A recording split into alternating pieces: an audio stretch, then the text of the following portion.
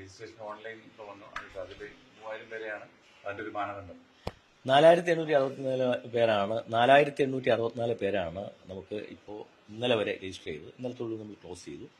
അതിൽ ആദ്യം വന്ന 3000 പേരെയാണ് നമ്മൾ സെലക്ട് ചെയ്തത്. ആദ്യം വന്നവർ എന്ന കണക്കെ 3000 പേരെ നമ്മൾ സെലക്ട് ചെയ്തു. ആ 3000 പേർക്കാണ് നമ്മൾ എനാബിൾ ചെയ്ത് നമ്മൾ കമ്മ്യൂണിക്കേഷൻ പോകുന്നത്. അത് ഏതാണ്ട് ഇങ്ങനെയാണ്. അതായത് 800 പേരാണ് തമിഴ്നാട്ടിൽ നിന്ന് വന്നിരിക്കുന്നത്, 450 പേർ ആന്ധ്രയിൽ നിന്നും, തെലങ്കാനയിൽ നിന്നും രണ്ടും കൂടി 850 പേർ, പിന്നെ 300 പേർ കർണാടക, കേരളത്തിൽ നിന്ന് എല്ലാം കൂടി ഒരു 800 പേര് പങ്കെടുക്കും. പിന്നെ വിദേശത്തു നിന്നും ഏതാണ്ട് 250 പേർ എന്നുള്ള കണക്കിലാണ് ഞങ്ങളിപ്പോൾ ഈ 3000 വന്നിരിക്കുന്നത്.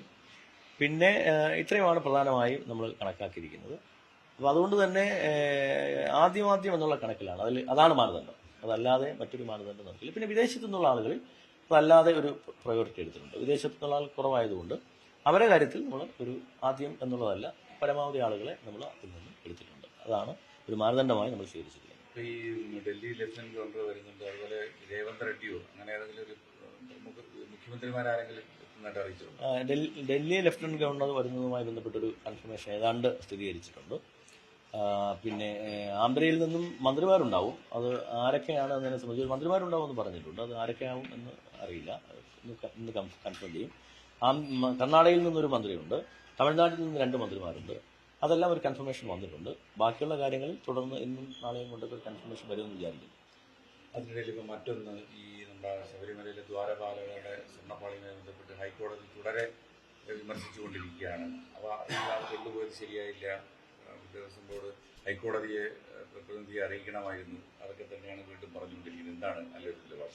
അല്ല, അതിൻ്റെ വിവാദങ്ങളിലേക്ക് പോകുന്നില്ല. അത് സാങ്കേതികമായ പ്രശ്നങ്ങളാണല്ലോ സ്വാഭാവികമായും. അപ്പോൾ അതിൻ്റെ ഒരു പിന്നെ സുതാര്യമായിരിക്കണം എന്നൊക്കെയാണ് കോടതി പറയുന്നത്. കോടതിക്ക് സ്വാഭാവികമായിട്ടും അത് പറയാനുള്ളൊരു ബാധ്യതയുണ്ടല്ലോ. പക്ഷെ ഞങ്ങളെ സംബന്ധിച്ചിടത്തോളം ഞങ്ങൾ കൃത്യമായി, പ്രത്യേകിച്ച് ഈ 2025 പ്രോസസ്സിനെ സംബന്ധിച്ചിടത്തോളം യാതൊരുവിധ പ്രശ്നങ്ങളുണ്ടായിട്ടില്ല. വീഡിയോ ചിത്രീകരണം ഉൾപ്പെടെ എന്ന് പറയുമ്പം അത് അത്രയും തന്നെ സുതാര്യമാണല്ലോ. വീഡിയോ ചിത്രീകരണം ഉൾപ്പെടെയുള്ളതാണ് ഹാജരാക്കിയിരിക്കുന്നത്. അതുകൊണ്ട് തന്നെയാണല്ലോ, അത് ബോധ്യപ്പെട്ടത് കൊണ്ട് തന്നെയാണ് കോടതി ഞങ്ങൾക്കത് പുനഃസ്ഥാപിക്കുവാൻ അനുമതി നൽകിയിരിക്കുന്നത്. പക്ഷെ ഞങ്ങളുടെ ഒരു വിഷമം എന്ന് പറയുന്നത്, മുഖ്യധാരാ മാധ്യമങ്ങൾ കുഴപ്പമില്ല, പക്ഷേ മറ്റ് സോഷ്യൽ മീഡിയകളിലൊക്കെ ദേവസ്വം ബോർഡ് പ്രസിഡന്റും ദേവസ്വം ബോർഡ് മെമ്പർമാരും സ്വർണം കടത്തി എന്നുള്ള മട്ടിലാണ് ഇതൊക്കെ പ്രചരിക്കുന്നത്. അത് സ്വാഭാവികമായും ഇപ്പോൾ കന്നി 5 അത് അവിടെ കൊണ്ട് പുനഃസ്ഥാപിക്കുന്നതോടുകൂടി ആ പ്രശ്നങ്ങളെല്ലാം തീരും.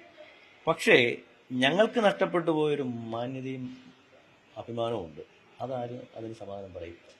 ഞങ്ങളെ സംബന്ധിച്ച്, ഇപ്പം എന്നെ സംബന്ധിച്ചിടത്തോളം അല്ലെങ്കിൽ ഇപ്പോഴത്തെ ബോർഡിനെ സംബന്ധിച്ചിടത്തോളം ഏത് ഏജൻസി വേണമെങ്കിലും അന്വേഷിക്കട്ടെ, ഞങ്ങളെ സംബന്ധിച്ചിടത്തോളം ഞങ്ങൾ നല്ല ആത്മവിശ്വാസത്തോടെ പറയാം.